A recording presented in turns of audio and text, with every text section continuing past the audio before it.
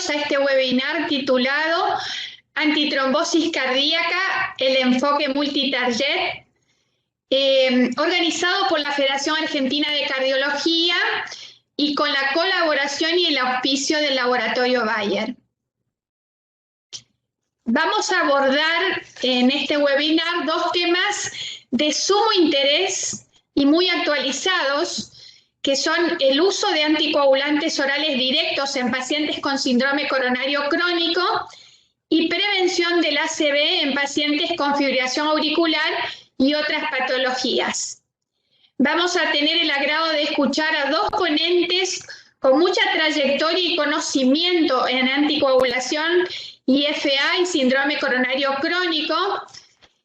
Las exposiciones que vamos a escuchar van a estar a cargo de los expositores, que son dos expresidentes de la Federación Argentina de Cardiología, el doctor Néstor Vita, que es actual director del Instituto de Cardiología de Rosario, y el doctor Domingo Poser, médico arritmólogo, jefe del servicio de arritmias del Instituto de Cardiología de Corrientes, ambos con amplia trayectoria en el tema que van a abordar.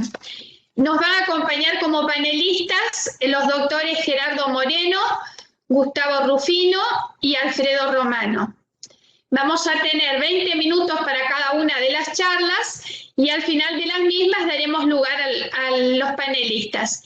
Y por supuesto, cada uno de ustedes pueden hacer las preguntas correspondientes en el chat. Damos inicio entonces a la primera charla que va a estar a cargo del doctor Néstor Vita. Adelante. Buenas tardes.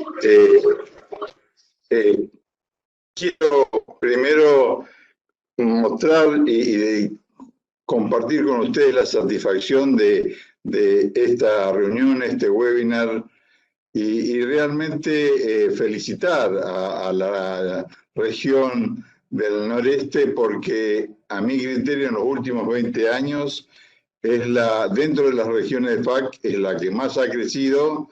Y bueno, justamente estoy compartiendo esta mesa con un expresidente de la federación que es de la región, y el actual presidente también es de la región. Y no solo Corrientes, sino estamos viendo que están creciendo todas las demás sociedades, Posada, Formosa, Chaco. Y eso es una satisfacción muy importante y una alegría muy importante.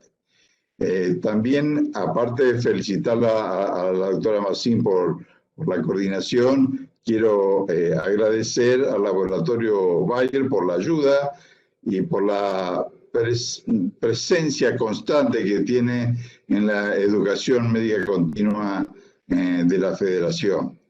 El tema que me han dado hoy es para mí fascinante, me atrae y me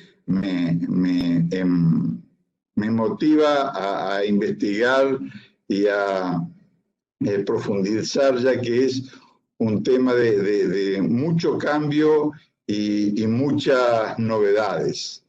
El concepto dentro de la cardiología no puede ser fijo. Permanentemente la cardiología y la medicina en general evolucionan, pero este es uno de los temas que más ha revolucionado, y lo voy a tratar de demostrar con datos. Uno de los conceptos que se ha caído y tenemos que cambiar el chip nuestro es el de la ateromatosis, que es una enfermedad sistémica. El compromiso del paciente va desde la cabeza hasta los pies y todo el árbol arterial. Y los eventos sean coronarios, cerebrales, periféricos, son todos eventos que están interrelacionados. Y es así, por ejemplo, que un paciente con infarto tiene 3 veces más chances de tener un stroke, mientras que un paciente con stroke tiene también más chance de tener un infarto. Es decir, que un evento en un territorio sin duda potencia el evento siguiente. Hasta no hace mucho, hará 5 o 10 años, Los cardiólogos nos ocupábamos de las coronarias, los neurólogos se ocupaban de la circulación cerebral y los cirujanos vasculares de la aorta y los vasos periféricos. Hay que cambiar eso, hay que tener una visión holística y el tratamiento tiene que ser holístico. No podemos engancharnos en un tratamiento de un stent, de una cirugía, en una enfermedad sistémica. Hay que tratar todo el sistema, con lo cual implica un cambio. Y esto que digo yo no es nuevo, es bastante viejo, como de 4.000 años. Esto no es cuestión del COVID, no es cuestión del estrés, es cuestión de la biología del ser humano. Fíjense, este estudio a mí me resultó fascinante, atrayente. Este estudio de Thompson en Lancet, ¿qué hizo? Investigó momias en Egipto, en Perú, y les hizo un scan, buscando el calcio en el árbol arterial. Quiero decir que iban a venir al Congreso de FAC del año pasado y iban a aprovechar para hacer un scan en las 3 momias de Salta, que con el COVID lamentablemente no se pudo dar. ¿Y qué encuentra esta gente en 137 momias escaneadas? Fíjense si esto no es increíble. Podemos ver el calcio en las arterias coronarias, vemos el calcio en la aorta y en las ilíacas. Esta es otra proyección. Esto es una princesa egipcia que tiene 1500 años de antigüedad. Quiere decir que esto ocurrió hace aproximadamente 4000 años. Vamos a pegar un salto de 4000 años y vamos a ir a Suiza. Este estudio suizo es de este siglo, del siglo XXI, y es muy interesante porque reafirma lo que acabo de decir, pero con un método mucho más actualizado que el que utilizaron en el paper anterior. Estos son 64 pacientes en Suiza que consultaron por alguna dolencia en algunos de los territorios. Le hicieron un escaneo total de una angioresonancia desde la cabeza hasta los pies, 31 regiones, y estudiaron la presencia de enfermedad arterial en todo el árbol arterial. ¿Y qué encontraron? Por ejemplo, que los pacientes que consultaban por enfermedad coronaria, un 37% tenían enfermedad en otro territorio. Y ya estamos hablando entonces del paciente panvascular. Y a su vez los que consultaban por alteraciones en los miembros inferiores, un 47% tenían enfermedad en otros territorios. Y para hacerlo todavía más interesante, esos pacientes con enfermedad en miembros inferiores se le hizo un scan con realce tardío y se descubrió que el 30% habían tenido un infarto, tenían fibrosis en el estudio, con lo cual habían tenido un infarto silente, y esto no es nada extraño porque los pacientes vasculares justamente son sobre todo asintomáticos y silentes. Con lo cual, esto nos demuestra que tenemos que estudiar completamente al paciente. Y esto es lo que hicieron estos italianos en este trabajo, que es muy práctico y muy sencillo. Fíjense, ¿qué hicieron? Lo que hacemos nosotros todos los días cuando vamos a una unidad coronaria, pero un poquito más. Le preguntaron a los pacientes si tenían antecedentes de enfermedad vascular periférica o si podían hacer un estudio buscando enfermedad arterial. ¿Y qué encontraron? De estos 1000 pacientes seguidos, después a lo largo de más de un año, los pacientes que tenían enfermedad vascular periférica previa tuvieron un pronóstico mucho más grabado que los pacientes normales. Y había un grupo nada menor de los pacientes con enfermedad vascular periférica subclínica, que fueron justamente diagnosticados en la unidad coronaria. Quiere decir, miren, algo tan simple como es buscar la enfermedad en un paciente que lo tenemos en la unidad, eso ya nos estratifica el riesgo y nos permite mejorar y profundizar el tratamiento. Este slide tiene 20 años, es de Nature, septiembre del 2000, como ustedes ven. Acá vemos, recién se estaba empezando a pensar en el rol de la trombina en la coagulación, por supuesto, y en los eventos arteriales. Ahí se describía la relación de la trombina con los monocitos, con las plaquetas, toda la inflamación en el endotelio. Es decir, recién estábamos dando los pasos para comprender qué rol jugaba la trombina.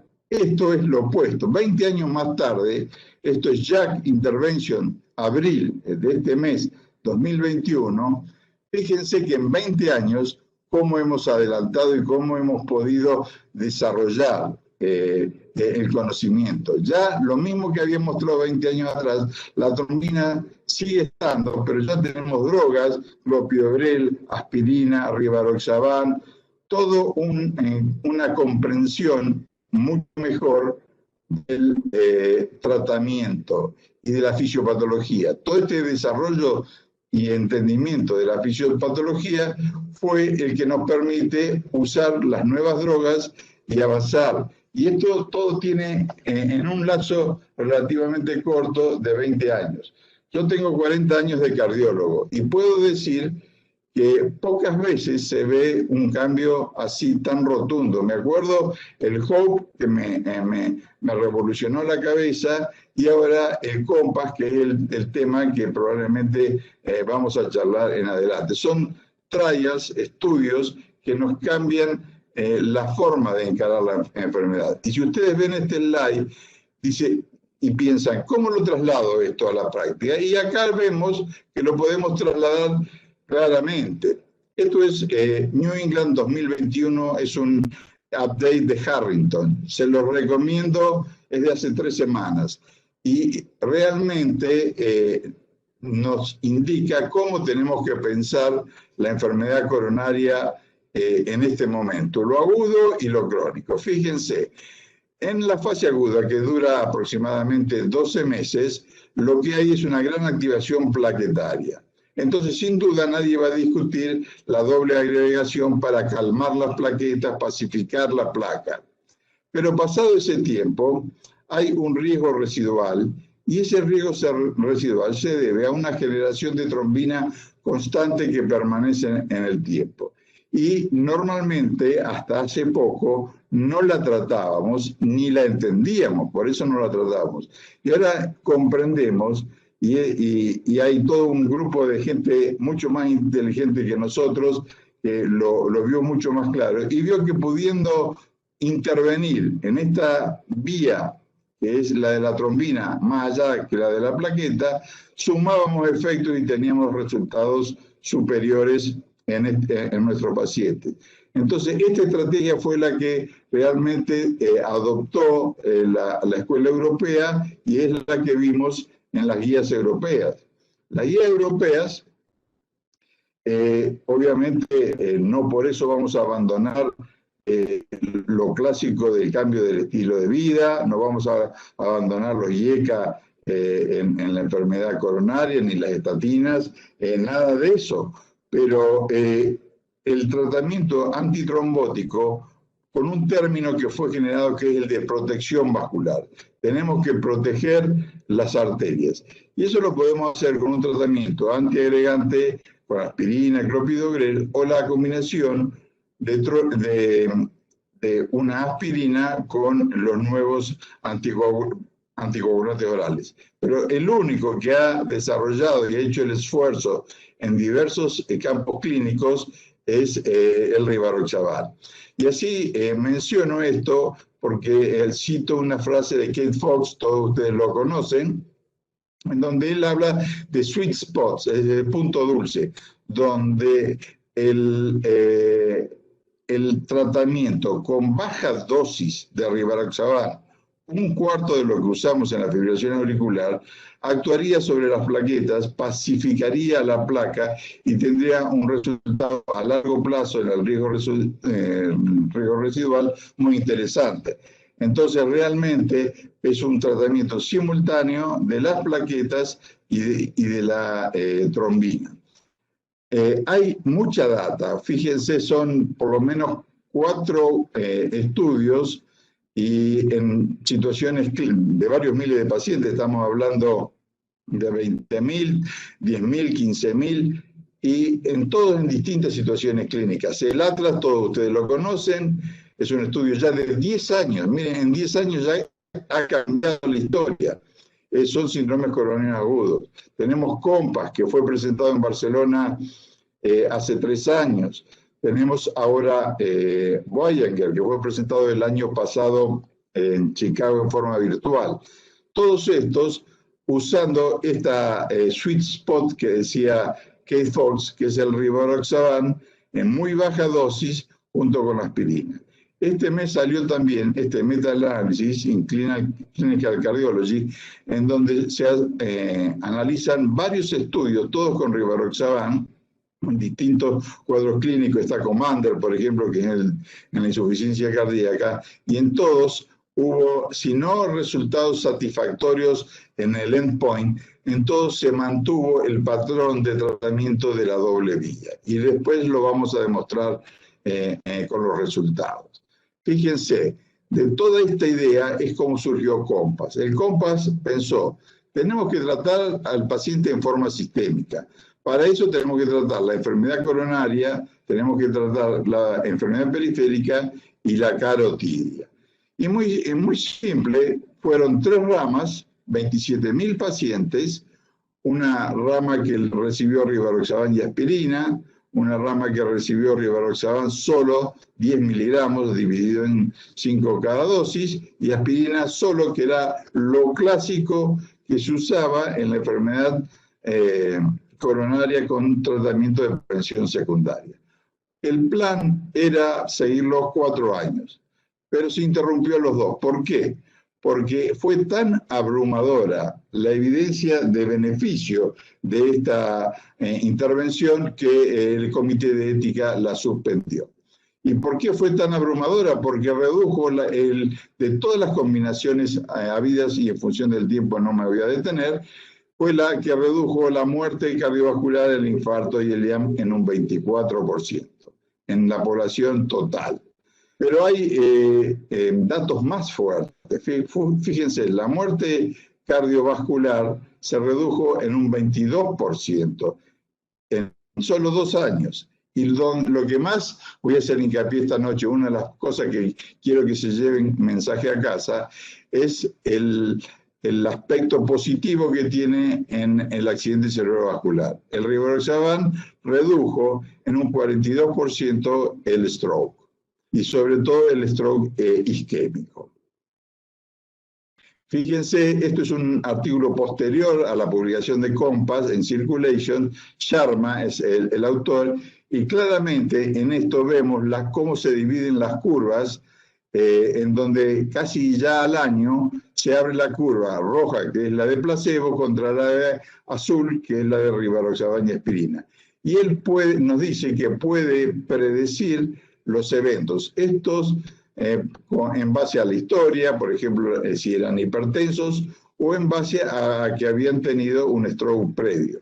Quiero decir que en la población de COMPAS había 1.000 pacientes que habían tenido stroke previo. Esta población especial, él la analizó, y este 42% se transforma en el 66%. Quiere decir que la prevención secundaria con esta combinación en el paciente que ha tenido stroke isquémico lo reduce en las 2/3 partes. Es un dato importante que creo que hay que resaltar. Esto es otro análisis más, esto es JAMA Neurology, también de COMPAS, y donde vemos que los resultados fueron, sobre todo, en la población cardioembólica, en los 290 pacientes que tuvieron stroke, y en el ESUS. Tuve la fortuna de hablar con el doctor Sebastián Amerizo, que fue el investigador principal de ESUS en Navigator, acá en la Argentina, y él estaría deseoso realmente de probar esta dosis de 2,5 y aspirina en la población ESUS. Después, tal vez Domingo quiera charlar sobre esto. Pero lo importante es que los beneficios son acumulativos, mientras que el sangrado, que sí aumenta el sangrado, pero no el sangrado fatal a lo largo del tiempo. Acá tenemos en 36 meses, ven cómo el beneficio neto va aumentando y llega a un 20% en el seguimiento de los pacientes. ¿Por qué? Porque el sangrado no aumenta y sí la terapéutica. Una población súper importante es la enfermedad vascular periférica, porque en un 70%, como dijimos al principio, es asintomática. La tenemos que buscar. En lunfardo le tenemos que sacar las medias a nuestros pacientes, porque el 70% es asintomático y hay un 30% que tiene claudicación intermitente y un 1 a 2, 3% que debuta con una isquemia aguda, que esto ya hemos perdido el tren y lamentablemente el pronóstico de este paciente no es el óptimo. ¿Qué pasa en la población vascular periférica? Mejores resultados que la población general. 28% de reducción de muerte, stroke y infarto. Más fuerte todavía. Y si quieren convencer a sus pacientes de la necesidad de tomar esta medicación, la amputación se redujo en un 70%. ¿A qué paciente diabético que tengamos o fumador que esté peleando por sus extremidades, si usted le da una medicación y que le diga que reduce el 70% la amputación, no la va a tomar? Esto es un análisis de Sonia Nan, donde ven que justamente en todos los distintos árboles arteriales, en general, en el vascular periférico, en el carotidio, en el sintomático no, todos es mejor que la aspirina sola, la combinación de 2,5. Y así llegamos a Boehringer. Boehringer era una población de 6.000 pacientes que ya habían tenido un proceso de revascularización. La mitad con rivaroxaban, la mitad con placebo y aspirina. Se lo siguió en el tiempo 3 años y se dejó libre el uso de clopidogrel. Esto, si quieren, después lo vamos a charlar en las preguntas, que es muy interesante. Eran pacientes que tenían una isquemia crítica un 23%, claudicación un 77%. Y la mayoría fueron 2/3 tratados en forma endovascular y el otro tercio fue tratado con cirugía vascular.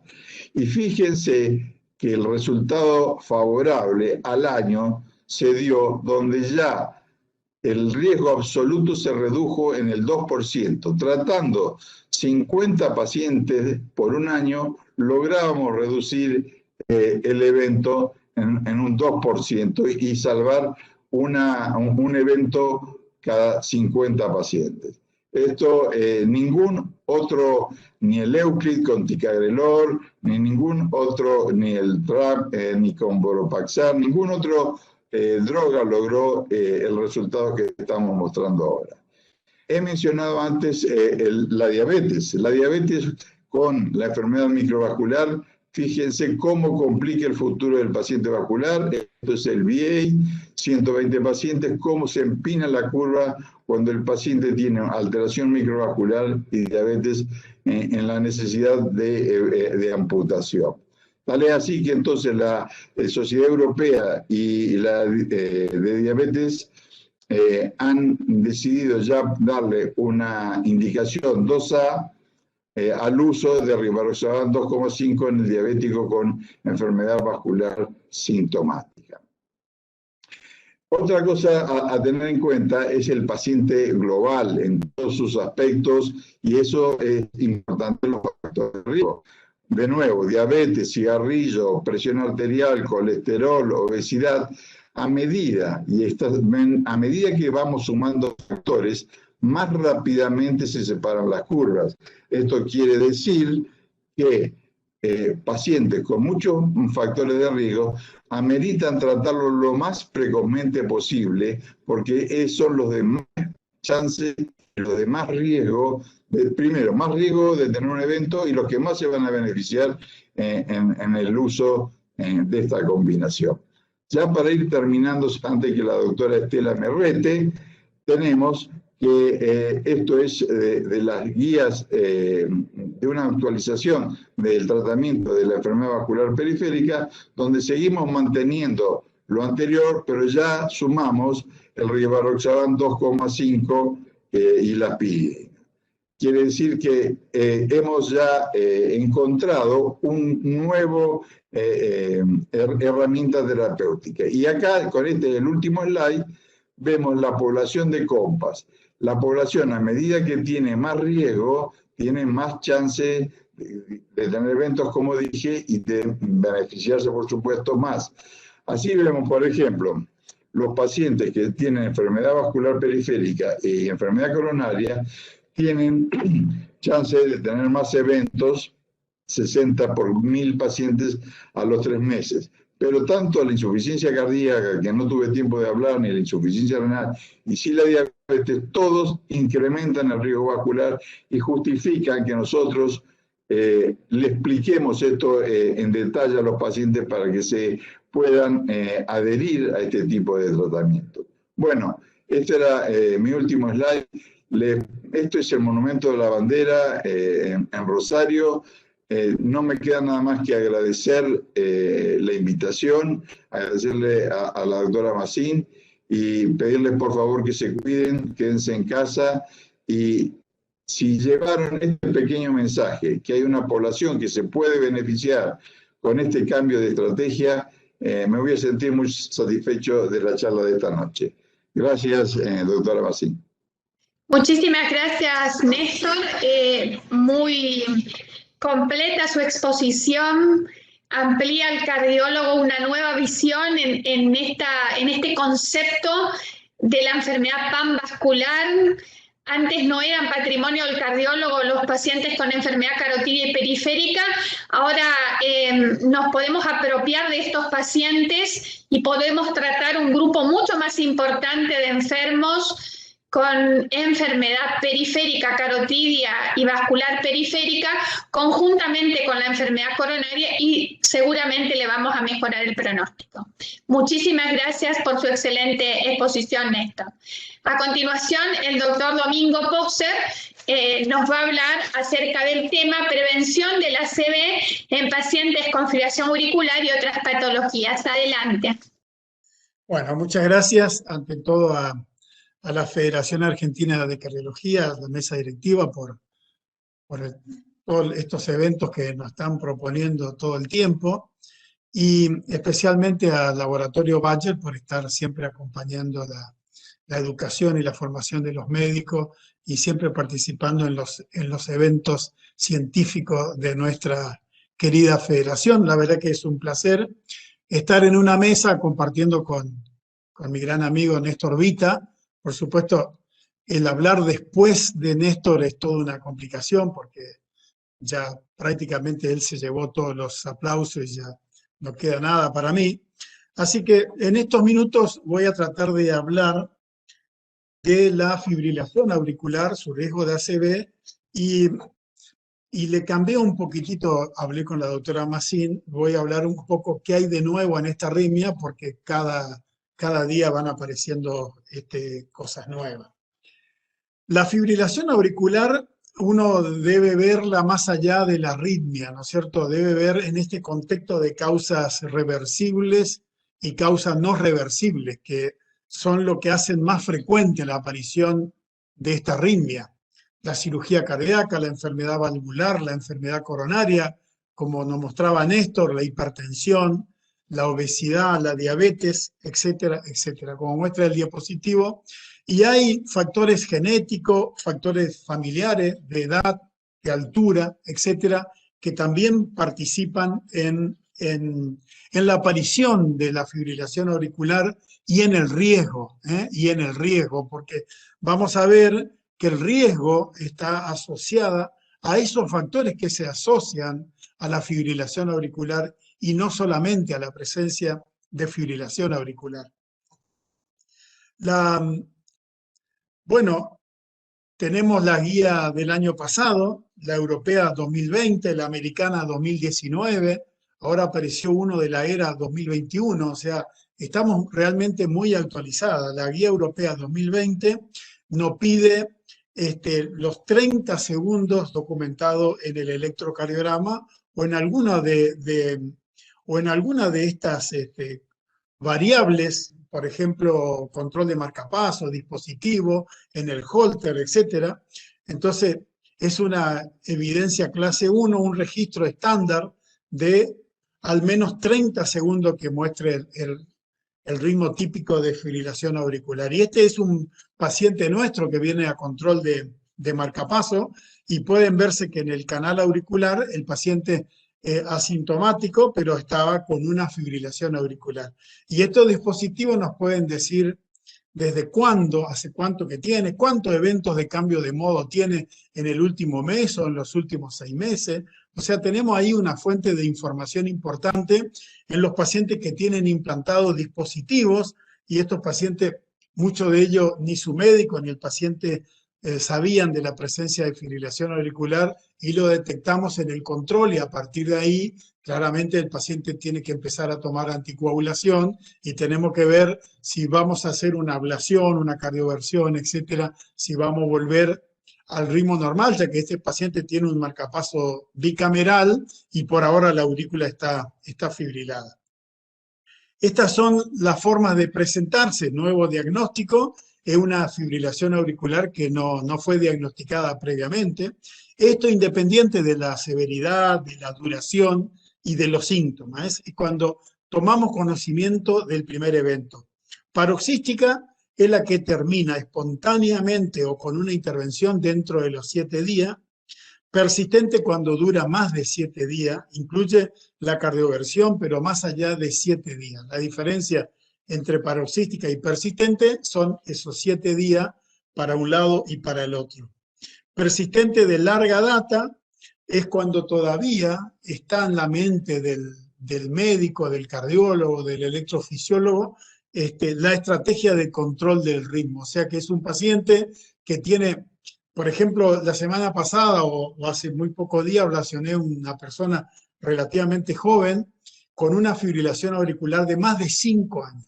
Y uno pensaría que está todo perdido ahí. Sin embargo, el paciente, después de la ablación, quedó en ritmo sinusal y hasta la fecha mantiene perfectamente el ritmo sinusal. Entonces, muchas veces tenemos que cambiar nuestro chip y ver que esos pacientes quedaron fibrilados porque alguien lo dejó fibrilado.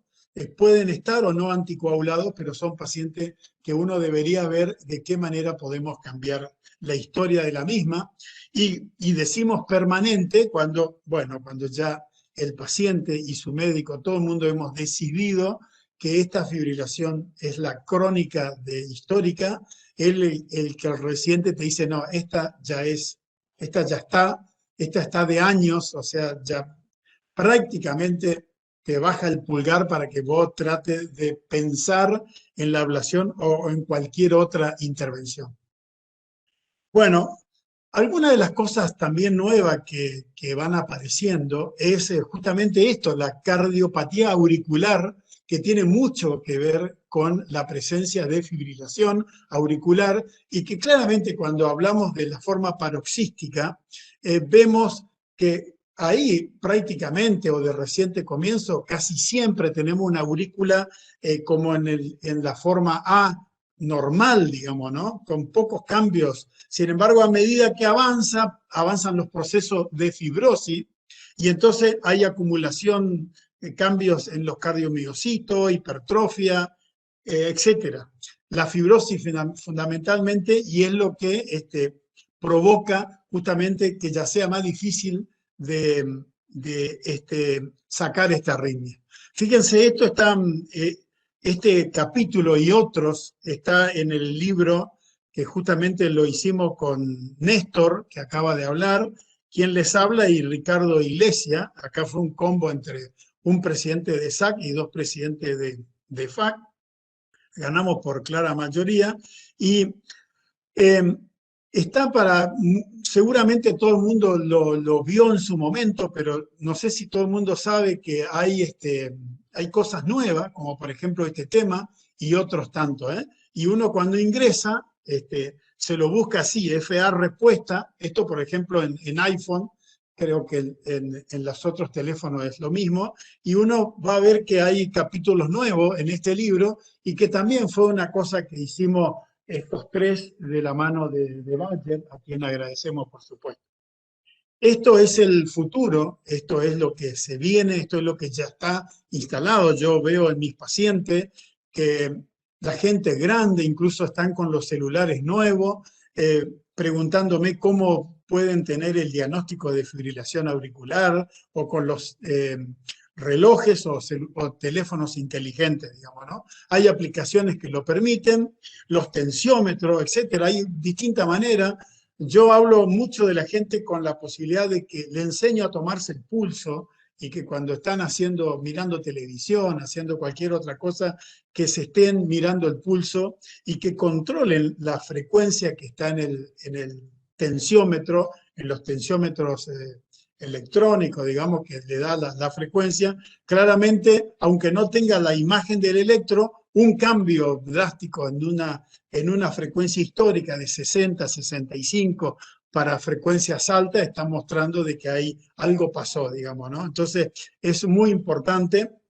Así que fíjese que la propia guía recomienda el screening oportunista mediante la toma de pulso o tira de ritmo de electros. Esto que hablábamos recién de marcapasos y desfibriladores.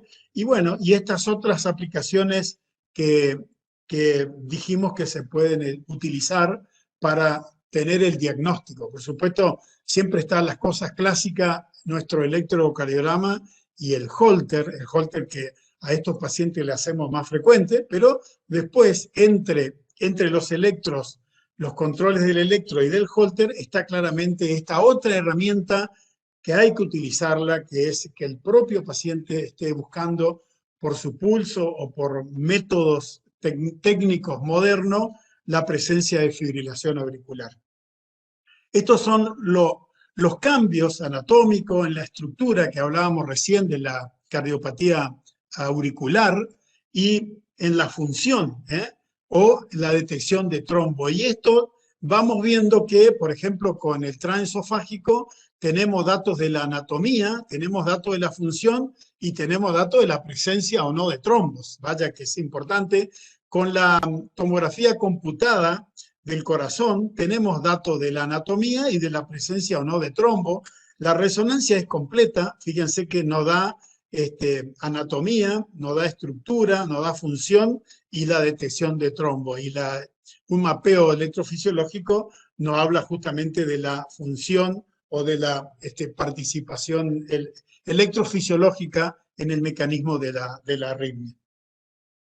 Manejo de la anticoagulación. Bueno, este es un diapositivo muy lindo que se publicó en el New England este año, hace poco, y realmente tiene una mirada interesante porque acá vemos el histórico de los pacientes según la presencia de puntos en el CHA2DS. A medida que aumentan el puntaje en el CHA2DS, aumenta el riesgo, es directamente proporcional, y esto lo sabemos. Y esto, el negro, está justamente los datos con warfarina, y acá aparecen los nuevos anticoagulantes mejorando la historia bajando la mortalidad, bajando el ACV en pacientes con fibrilación auricular, y claramente sacarnos de esta forma evolutiva con alta mortalidad y alta tasa de complicaciones.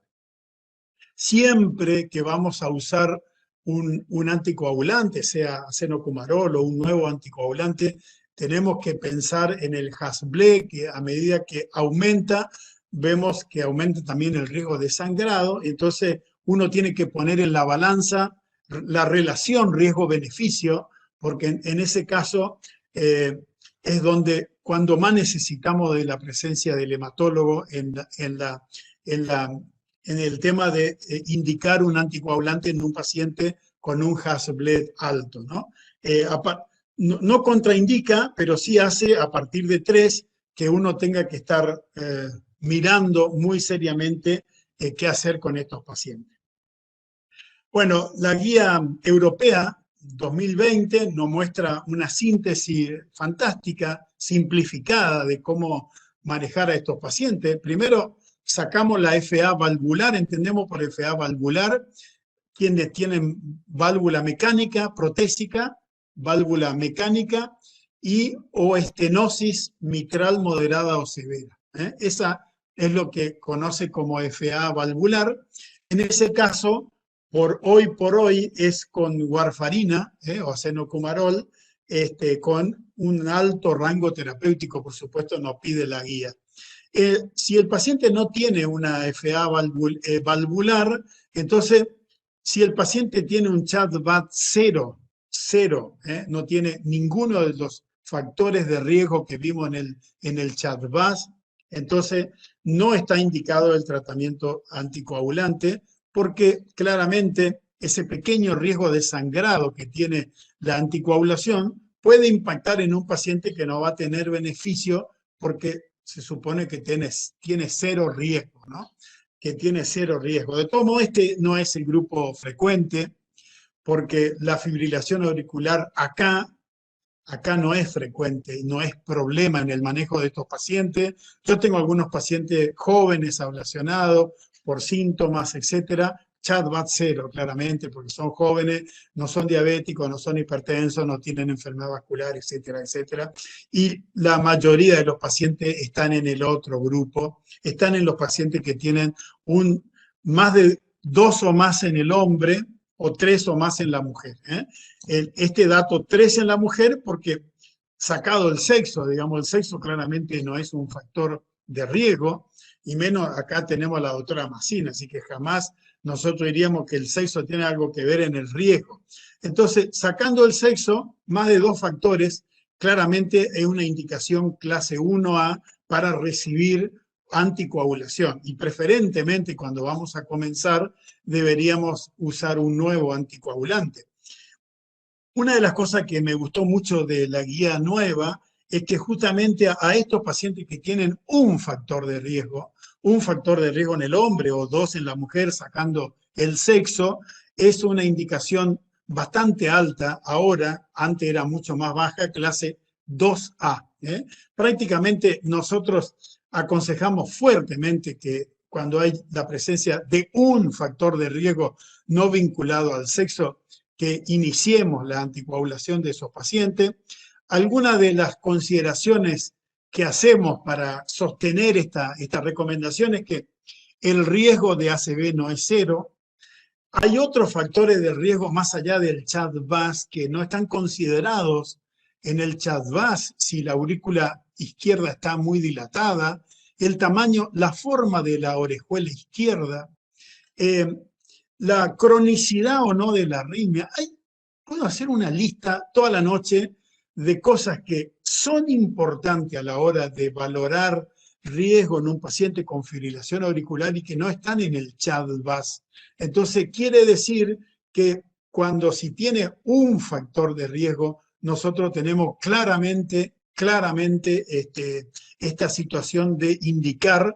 Y la otra cosa que el ACV relacionado a fibrilación auricular es catastrófico y puede ser efectivamente prevenido usando un anticoagulante que también, y especialmente los nuevos, reduce la mortalidad. O sea que no hay ninguna duda de que se debe utilizar. Un beneficio positivo del anticoagulante es evidente en pacientes con FA y factores de riesgo no relacionados con el sexo.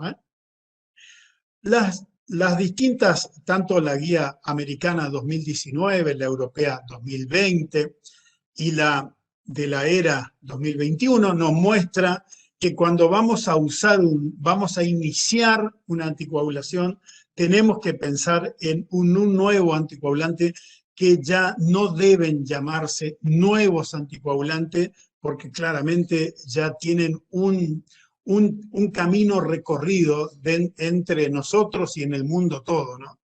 Hay una fuerte evidencia que los NOA representan un avance significativo en la seguridad terapéutica comparada con warfarina, y un punto muy importante que mostraron los nuevos anticoagulantes es la disminución de la hemorragia intracerebral.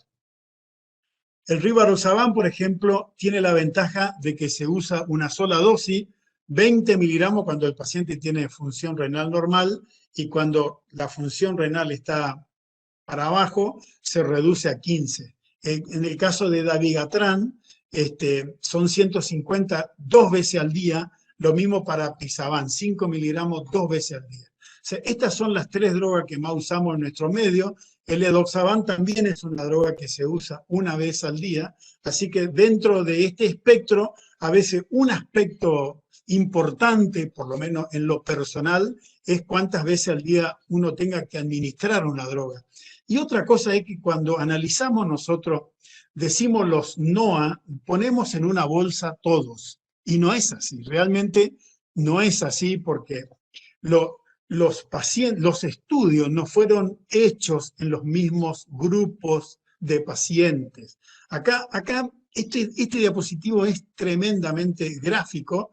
Este es el grupo control con warfarina del Aristóteles, fíjense, y comparado la sobrevida, la tasa de eventos que tiene el grupo control con warfarina en el estudio Aristóteles comparado con el grupo control warfarina del Rocket.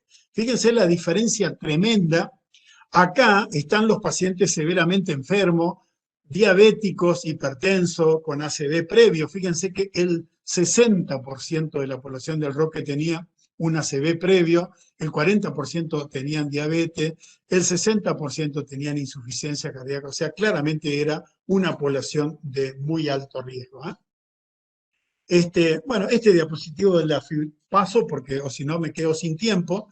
Esta es una recomendación del 2019 americana, donde también muestran los reversores que ya hay para todos prácticamente, para los factores 10 y para dabigatran.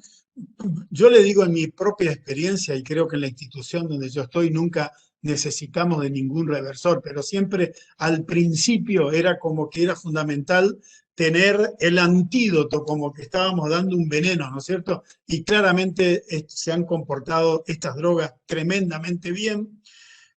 Siempre muestro este diapositivo porque sigue en el 2020 y en el 2021 el cierre de la orejuela siempre ha tenido poco acompañamiento de las guías. Fíjense que en este caso, 2009 es 2A, esto es 2020, también es 2B incluso, perdón, era 2B para en la guía 19 y sigue siendo 2B para la guía europea 2020.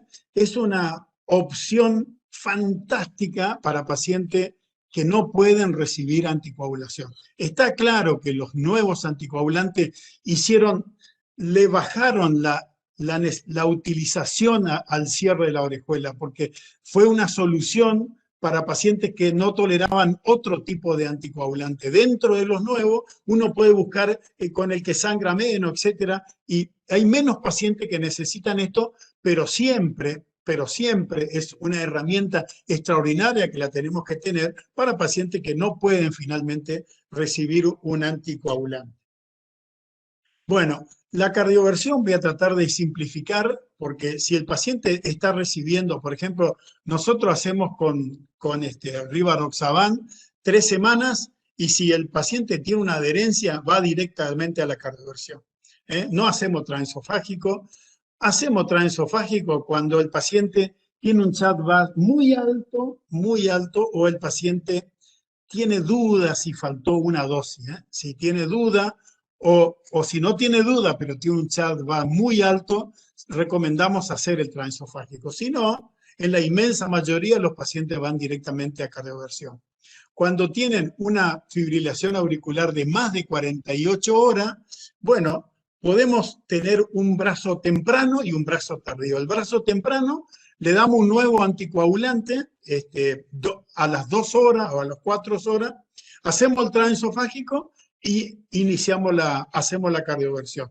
O pasamos a una cardioversión tardía, anticoagulamos 3 semanas con el nuevo anticoagulante y entonces con adherencia y hacemos la cardioversión. Y menos de 48 horas recomendamos administrar un anticoagulante, por ejemplo, yo en mi caso uso Rivaroxaban, 2 horas antes o 4 horas antes y hacer la cardioversión eléctrica o farmacológica. No siempre cardioversión tiene que ser eléctrica, ¿eh? En los pacientes de riesgo, de vuelta, si el paciente tiene 12 horas o más o no está claro, los pacientes no siempre tienen una claridad de esto, entonces pueden pasar a una estrategia más alejada, ¿eh?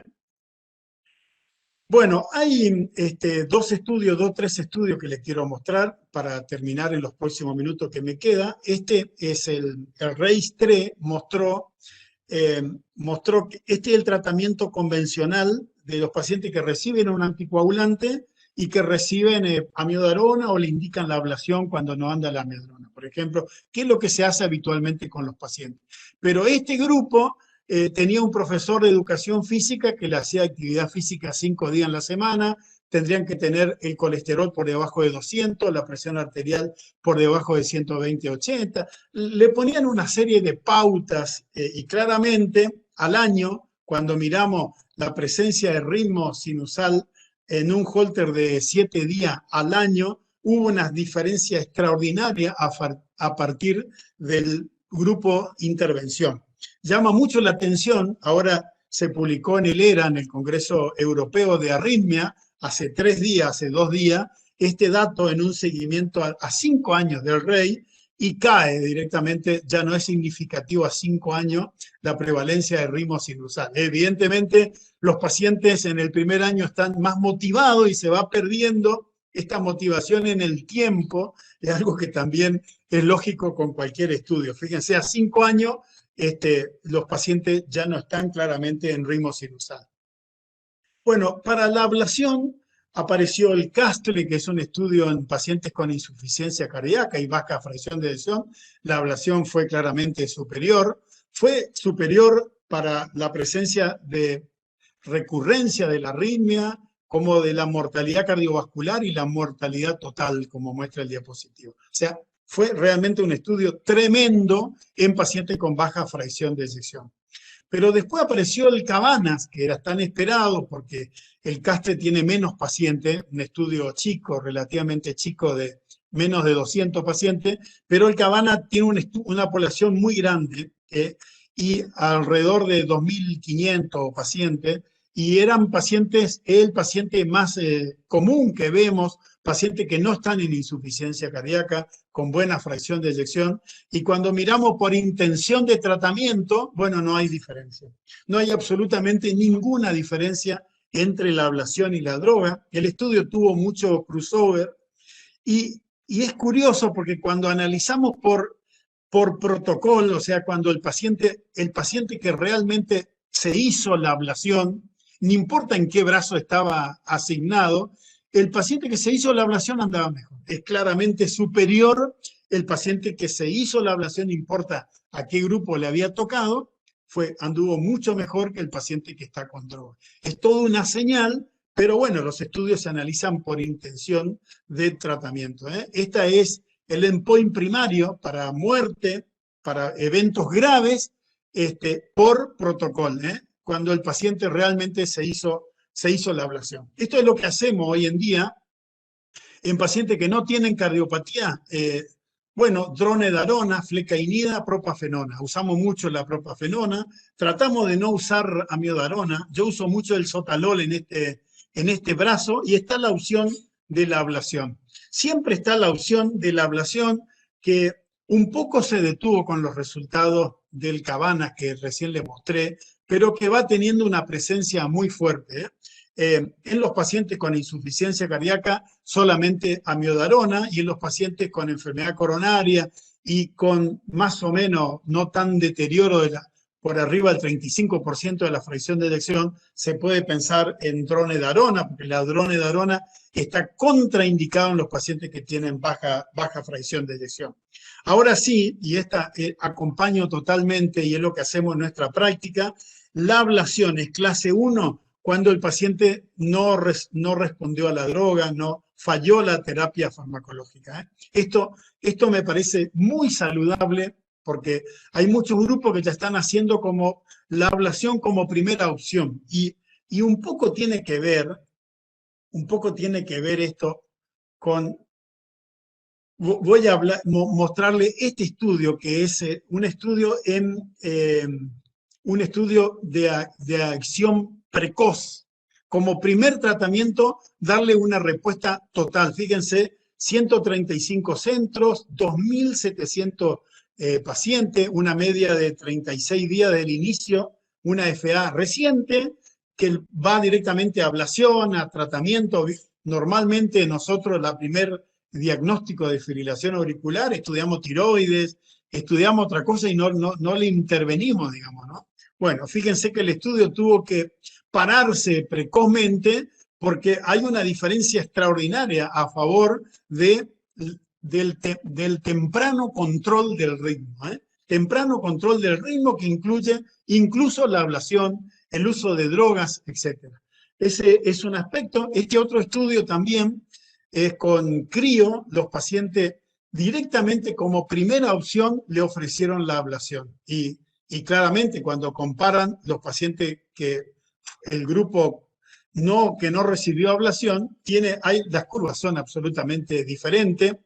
Y esto muestro porque esto es una publicación nueva, porque ese estudio fue con crío y uno puede pensar que solamente esto pasa con crío, y en realidad cuando este estudio compara la crío con la radiofrecuencia de catéter de contacto y no hay absolutamente ninguna diferencia. O sea, la crío 2 minutos, la crío 4 minutos y la ablación con carto y con catéter irrigado de contacto, etcétera, con toda la tecnología, no hay absolutamente ninguna diferencia. Y acá termino, me parece que me pasé unos minutos, la doctora Massín no me dijo nada, pero bueno, mayor participación del paciente en la toma de decisiones, tratar más precozmente la comorbilidades como la diabetes o hipertensión arterial, dieta, vida saludable y actividad física, lo que habíamos hablado del REI-3, la anticoagulación oral, especialmente con los nuevos anticoagulantes, continúa siendo la terapia preferida para la prevención del ACV en pacientes con fibrilación auricular. La oclusión percutánea del apéndice está indicada en pacientes de alto riesgo de ACV con contraindicación para anticoagulación oral. La ablación es segura y claramente superior a las drogas antiarrítmicas y, como vimos recién, la intervención más temprana parece ser ahora el momento el manejo actual de estos pacientes. Muchas gracias. Gracias, doctor Poser. Excelente su presentación en el abordaje de esta arritmia, que ha tenido una variación muy importante en su manejo en los últimos años. Hay varias preguntas en el chat, pero inicialmente voy a dar lugar a los panelistas. Pido que las respuestas sean breves, así podemos alcanzar a responder la mayor cantidad de preguntas posible. En primer lugar, le voy a dar la palabra al doctor Gerardo Moreno para que realice su pregunta. Bien, muchas gracias, Estela. Más que pregunta, y voy a tratar de ser corto para aprovechar a las preguntas que haya en el chat. No solo está saliendo bajito, Moreno. A ver, que quería en primer lugar agradecer a los organizadores, a Estela, al doctor Rodrigo Soni, y felicitarlos por las excelentes revisiones que han hecho ambos y sobre todo por sus opiniones y su experiencia en el tema, que es lo que más se agradece en estas charlas. Me parece que hay que destacar el enfoque que plantea Néstor respecto a una patología sistémica, como es la aterosclerosis, que tengamos en cuenta también, además del enfoque terapéutico farmacológico, no olvidarnos de la educación del paciente y de incentivar sobre todo la prevención, tanto primaria y secundaria, partiendo desde la dieta y la actividad física para modificar la totalidad de los factores de riesgo, que en definitiva va a ser lo que va a disminuir aún más el riesgo de trombosis o embolia. Y también con una de las últimas renglones en las conclusiones del Gringo, que una excelente revisión, y muchas gracias, Gringo, como siempre, nuestra referencia para sacarnos muchas dudas, es que el enfoque también multidisciplinario de la fibrilación auricular, que es una patología multifactorial, es la única que finalmente garantiza con el tratamiento anticoagulante disminuir el riesgo, no solo de la trombosis y la catástrofe, que es un accidente cerebrovascular en estos pacientes, sino de evitar la progresión con trastornos cognitivos, a insuficiencia cardíaca y a la mala calidad de vida que le genera la fibrilación auricular en los pacientes. Así que muchas gracias, y resalto también una frase que dijo el Gringo, que es sumamente educar a nuestros pacientes en el screening de FA, va a ser lo que va a cambiar a largo plazo el pronóstico justamente de esta patología. Muchas gracias. Muchas gracias, Gerardo. A continuación damos la palabra al doctor Gustavo Rufino. Hola, buenas noches. Quería felicitarlos a todos por la excelente exposición y quería comentarles respecto a los pacientes que hicieron ACV y que sangran. Una de las diferencias que hay es que los anticoagulantes directos pueden ser utilizados en este tipo de pacientes, a diferencia de la warfarina que inhibe el factor 7 y en estos pacientes que tuvieron sangrados cerebrales, sería una contraindicación relativa o no preferente, digamos, de anticoagular a pacientes que ya tuvieron eventos. Respecto a lo que decía Néstor Vita, felicitarlo también por la excelente charla y comentar que en la evaluación de los pacientes, en el riesgo de los pacientes, la evaluación de dos territorios como el carotídeo y el femoral son fundamentales porque aumentan la sensibilidad un 56% cuando uno evalúa dos territorios. Respecto al tratamiento que él decía, es muy importante lo que nos dijo el COMPAS y hay que fijarse bien sobre todo los pacientes que son muy, digamos, panvasculares y que están inflamados. Son los pacientes que uno usaría como target para tratamiento. Respecto a las preguntas que le haría a uno y a otro, sería el gringo Poser sobre una editorial que se publicó el 6 de este mes en JACC sobre la anticoagulación en pacientes valvulares. Es una revisión retrospectiva que hace Lewis sobre anticoagular con anticoagulantes directos a pacientes valvulares, donde les va mejor que con la warfarina, reduciendo el número de stroke y el número y el éxito en la anticoagulación.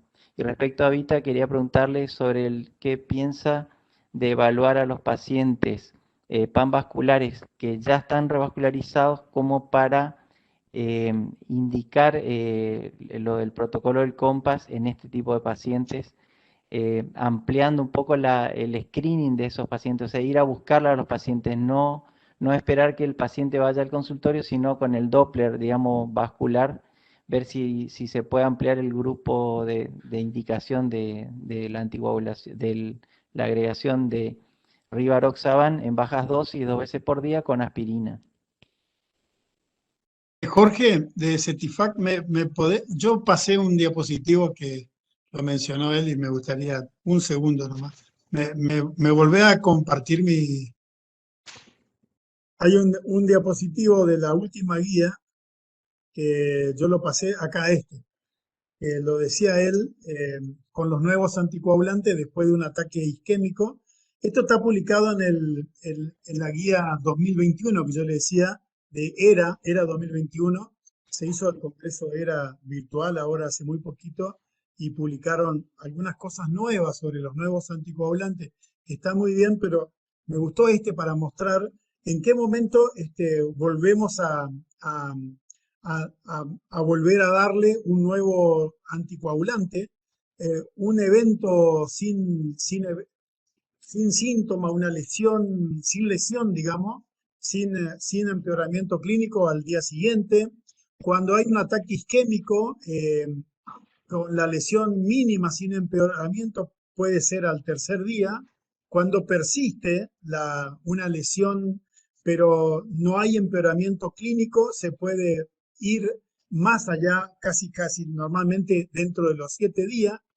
Acá, entre 28 y 14 días, tiene una transformación hemorrágica, digamos, ¿no? Si hay claramente una transformación hemorrágica, se va más allá, que prácticamente al mes, y hay que documentar reducción de la transformación hemorrágica para volver a dar alrededor del día 28. Más o menos le quería mostrar este resumen. Gracias, Jorge, podemos dejar de compartir. Y respecto a tu pregunta, está claro de que ese es el futuro, le vamos a encontrar la vuelta, pero nosotros no podemos recomendar fuera de lo que está la guía. Yo creo positivamente que va a ser así, como lo decís vos en tu comentario en esa editorial, pero hoy por hoy nosotros tenemos que hacer lo que dice la guía, y si el paciente tiene una fibrilación auricular valvular, o si no, va a ser muy difícil explicarle al juez tenemos que darle solamente warfarin. Néstor, te dejo la pregunta a vos. ¿Puedo hacer un comentario sobre lo anterior? Ahora está como una revisión sobre lo que consideramos valvulopatía en la FA. Inclusive salió, no sé si lo has leído, se ve que sos lector muy ayornado de los últimos artículos, uno con reemplazo en la válvula mitral que probaron los anticoagulantes orales, pero bioprótesis, no mecánica, bioprótesis, y aparentemente anda bien. Así que cuando decimos enfermedad valvular, no sé, Domingo, a ver qué pensás vos. En el libro que escribimos hace ya ¿cuánto? 4 años, decíamos que enfermedad valvular no era tan bien definida. Por ejemplo, la estenosis aórtica moderada, yo no la consideraría una valvulopatía, y la estenosis mitral leve tampoco la consideraría una valvulopatía que contraindique el uso de los dos. No sé qué opinás vos. En el libro hay un capítulo sobre eso específicamente. Sí, creo que no tenemos tiempo, me parece que mejor le contestar la pregunta. Bueno, está bien, perdón. Yo me quedo con lo que dice la guía actualmente. Y respecto a lo vascular, sin duda, pareciera que el enfermero vascular periférico, una vez que tiene el evento isquémico, explota. Y ya la tasa de eventos, eso lo dijo Anand, tanto en COMPAS como en Boehringer, se eleva muchísimo. La tasa de eventos pasa a un 20% por año. Así que yo te diría, todo paciente que tuvo algún evento vascular periférico, sea de revascularización, o sea de isquemia, o sea de cirugía, o sea de endovascular, los dos andan. Lo que pasa es que Boehringer vino a poner un poco más de prolijidad, porque hay un estudio canadiense que le preguntó cómo tratan los enfermos vasculares periféricos. 8 opciones. Uno daba aspirina, otro no daba nada, otro seguía el prospecto que estaba dentro del insert de la endoprótesis, el cirujano hacía lo que se quería, y ahora con Boehringer creo que vamos a tener un orden y un resultado muy fuerte que va a prolijar cómo seguimos al vascular periférico. Doctor Rufino, creo que el doctor Perla también hace una pregunta al doctor Vite, creo que algo se respondió acá, de cómo podemos incrementar estas nuevas estrategias combinadas entre los médicos, pensando que muchas veces hay mucha reticencia en hacerlo. Creo que nosotros los cardiólogos clínicos tenemos que buscar más a través del ecodoppler carotidio y periférico, sobre todo nuestros pacientes diabéticos, la presencia de enfermedad vascular periférica. Y no tenemos que dudar si estos pacientes son pacientes COMPAS. Creo que todos los que hemos participado de COMPAS tenemos como una visión más global de que estos pacientes se mejoran con los anticoagulantes de acción directa más la aspirina, pero probablemente tenemos que ampliar la búsqueda para encontrar más precozmente los pacientes y no llegar cuando los pacientes tienen la isquemia arterial aguda, que ahí llegamos tarde, porque recordemos que COMPAS, uno de los puntos más importantes es la reducción de las amputaciones y del ACV. Por lo tanto, el impacto en la enfermedad vascular periférica de COMPAS con los nuevos anticoagulantes es contundente en la enfermedad vascular periférica. Así que creo que los clínicos tenemos que buscar más estas patologías, sobre todo en los pacientes tipo COMPAS. Vamos a continuar con el panelista, el doctor Alfredo Romano, que va a hacer su pregunta. Bueno, buenas noches. Bueno, me sumo a las felicitaciones a los disertantes y buen agradecimiento por invitarme a participar. Yo soy cardiólogo clínico, hago también electrofisiología y hago ecocardiograma, entonces frecuentemente estoy viendo este tipo de pacientes, digamos, que tienen un alto riesgo de trombo. O sea que lo que estamos viendo en cardiología es que, y en medicina en general, que en definitiva lo que nos mata es el trombo. Un trombo formado a nivel cardíaco, a nivel cerebral, es lo que puede determinar que el paciente pase de la vida a la muerte. Entonces parecería ser que todo lo que haga que la sangre se mantenga en un estado protrombótico, va a ser necesario que estemos atentos para poder identificar a esos pacientes de riesgo y, como decía el doctor Massina, evitar llegar ya con el evento, sino tratar de adelantarnos, y parecería ser que vamos a que un gran espectro de pacientes van a tener que estar anticoagulados en el futuro. Le quería hacer una consulta de la práctica clínica al doctor Vita de los pacientes con insuficiencia cardíaca. En la práctica, ¿cuál sería la recomendación para ese paciente comenzar con una anticoagulación? ¿Con fibrilación? Sin fibrilación. Perdón. Mira, se hizo el estudio Commander. El estudio Commander probó también la dosis de 2,5. ¿Qué pasó? Si vos analizás desglosado los eventos trombóticos, se redujo efectivamente, no en la P significativa, pero se redujeron. Yo mostré ahí muy brevemente, por ejemplo, el ACV en Commander se redujo, no alcanzó la P significativa, pero hay menor. Lo que pasó en Commander es que los pacientes se murieron de insuficiencia cardíaca, no de trombosis.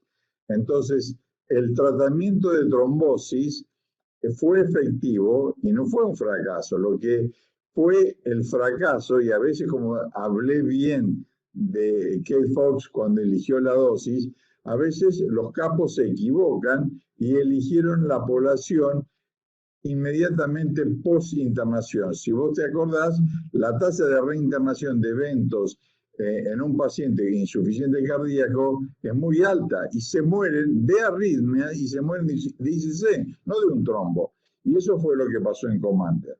Entonces, por un lado, ese aspecto es fundamental.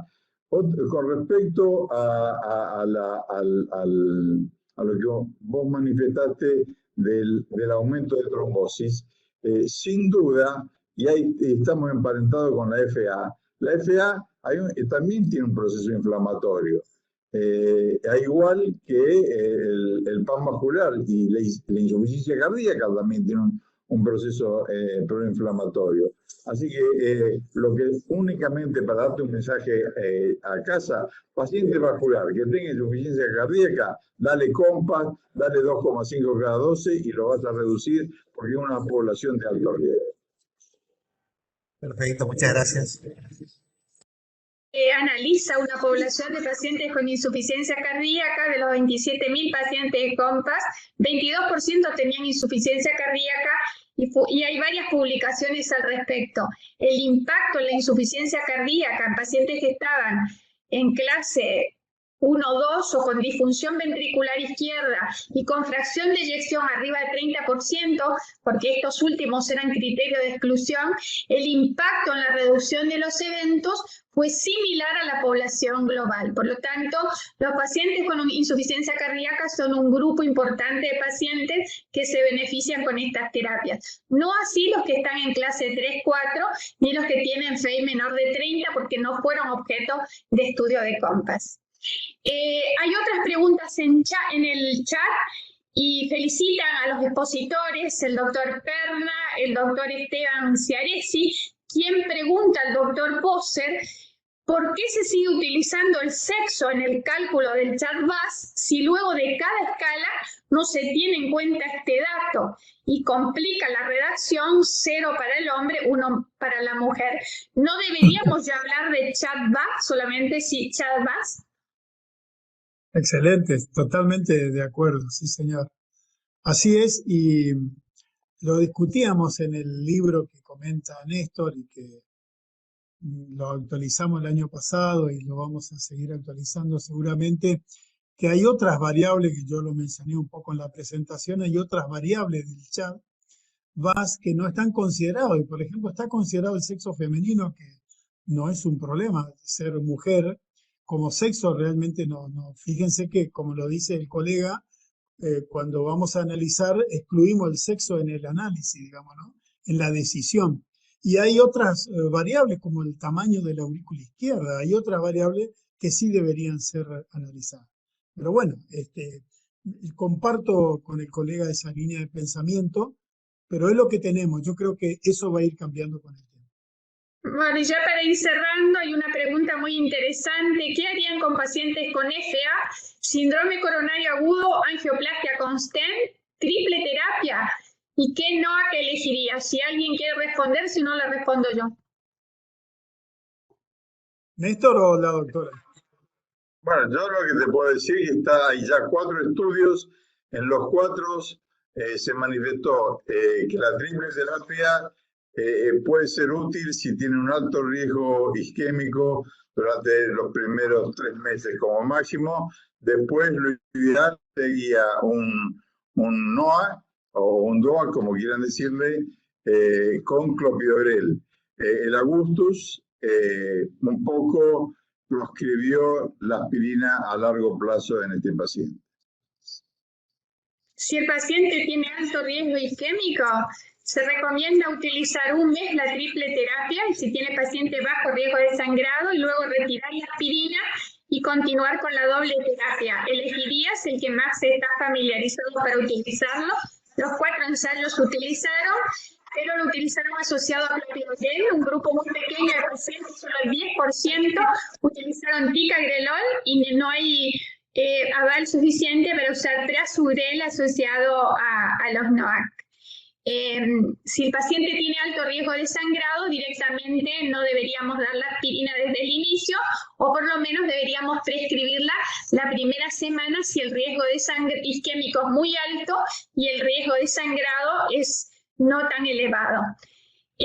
Bueno, ya estamos en tiempo, creo que hemos abordado un tema fascinante, de mucha actualización, donde los cardiólogos clínicos tenemos que buscar estas 2 entidades, tanto pacientes de tipo COMPAS, que sean diabéticos, tabaquistas, como bien dijo Néstor, que tengan insuficiencia cardíaca, enfermedad vascular periférica o carotidia, y esto lo tenemos que hacer los clínicos tratando de hacer nuestros pacientes cada año una evaluación con ecodoppler para buscar y abordar estos territorios vasculares. Y la fibrilación auricular, que muchas veces llegaban pacientes con un ACV isquémico y no encontrábamos la causa, el Holter seriado, los relojes inteligentes, como bien se refirió el doctor Poser, creo que son estrategias diagnósticas muy importantes a tener en cuenta, y sobre todo instruir a nuestros pacientes de la toma de pulso. Estamos abordando cambios fundamentales en estos pacientes.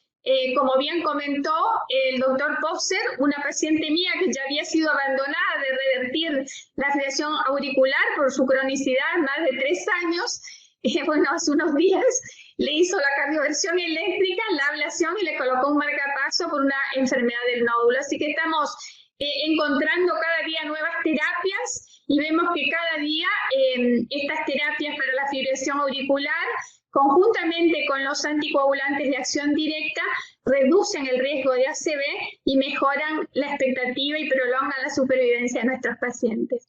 Muchísimas gracias a los expositores, muchísimas gracias a los panelistas y a todos ustedes por estar presentes con nosotros.